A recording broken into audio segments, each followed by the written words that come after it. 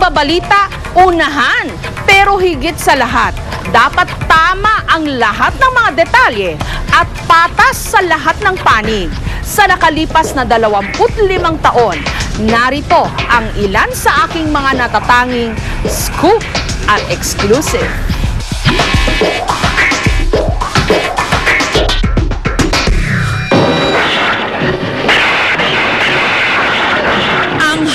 Ng pelikulang Pilipino, si Fernando Poe Jr. o FPJ. Magaling Panday, magaling.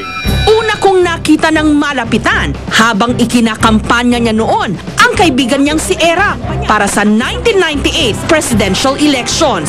Alam po ninyo ang totoo niyan, pinagbibigyan ko lang si Erap. Bakit po kayo nangangampanya para kay Vice President Erap? Well, unang-una matagal ko nakasama si Erap. At pag nag-uusap kami, alam kong unahin niya yung mga mahihirap, especially yung mga magsasaka. Ako si Joseph Ernesto Estrada. Noong nanumpa at nanalo si Erap sa pagka-presidente, naroon si FPJ. Estrada. At kahit noong napatalsik na si Erap sa pwesto, hindi niya tinalikuran ang kanyang kumpare. Hanggang noong 2002, 2 taon bago ang susunod na national elections, kumalat ang mga alingas-ngas na tila susundan daw ni FPJ ang mga yapak ni Erap. I wouldn't like to comment on that right now. No? Si The King, tatakbo raw sa pagkapangulo. Niyanig nito ang mundo ng politika at showbiz dahil alam nilang malakas ang hatak ni FPJ sa masa. Ngunit walang kumpirmasyon mula kay FPJ.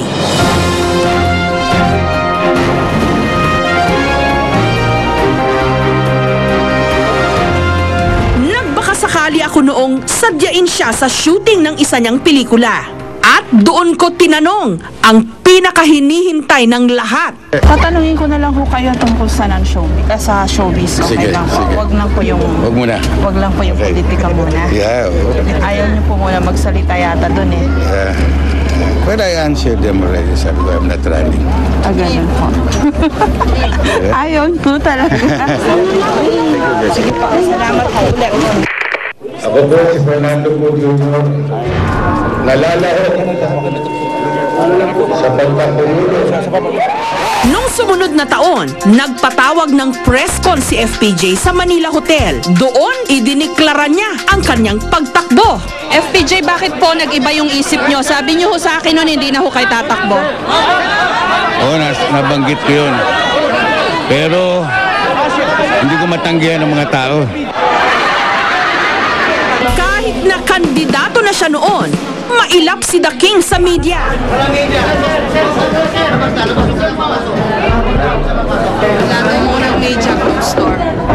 Pero na-corner ko siya sa isang pagtitipon. Sa kauna-unahang pagkakataon, naglabas siya ng mga saloobin tungkol sa kanyang pagkandidato.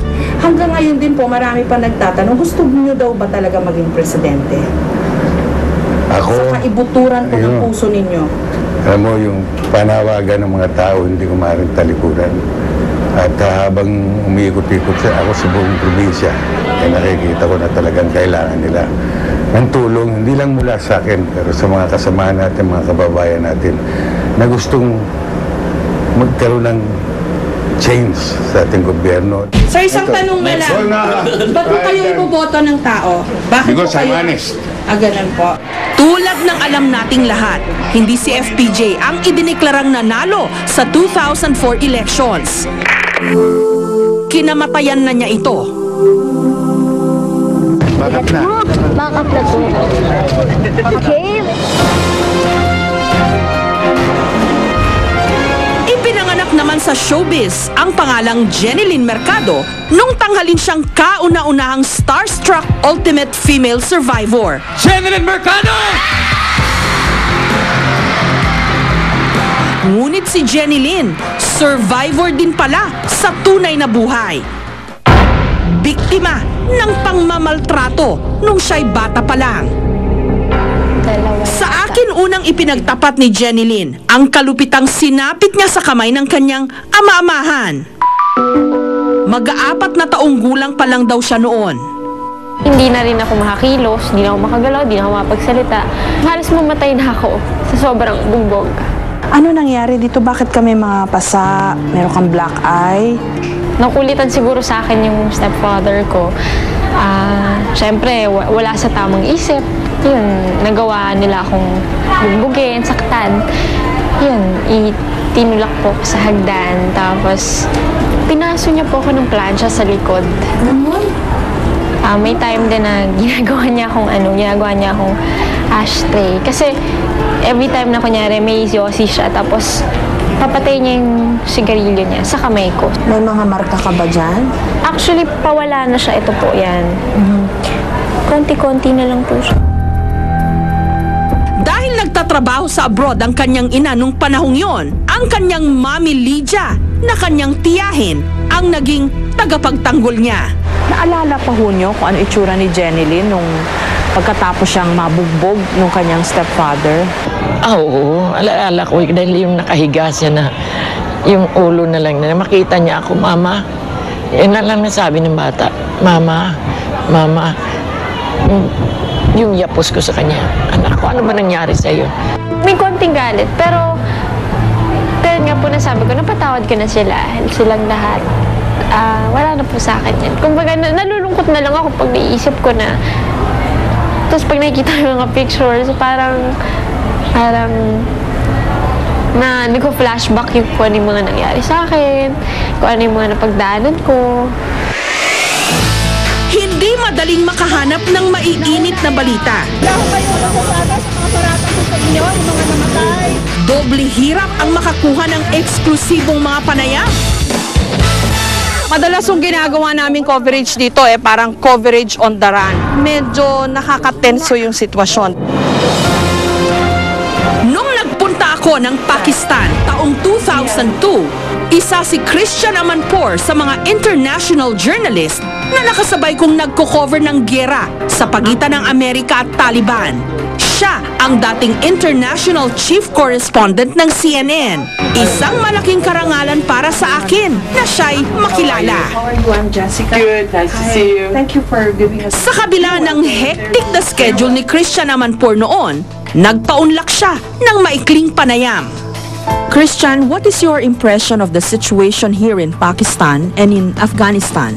I think a clear definition has to be made between the vast majority of the world's 1 billion Muslims and those fanatics who use and pervert the religion for their own, what I believe, fanatical aims. And so all of this is extremely interesting and important for us to cover. Isang bagay ang aking nadiskubre. Who's taking care of your baby? Well, I have my husband who is at home, and his job is in London at the moment, so he's there looking after my child, our child. And also, obviously, I have fantastic people who support me at home, one of whom is a Filipino. Thank you. You take care. Thank you. One day, hopefully, I'll come to the Philippines. Yes. Sa aming napiling propesyon, hindi birong responsibilidad na mapagkatiwalaan ng aking mga kinakapanayam. Lalo pa kung ikinukwento nila ang istorya ng kanilang buhay, ang mga pinakatatagong detalye ng kanilang pagkatao. At sa pagtitiwalang yan, nakaugat ang mas malaking responsibilidad ko sa publiko, ang maihatid ang mga balita at kwento, at kung ano lamang ang totoo. Ako si Jessica Soho, reporting.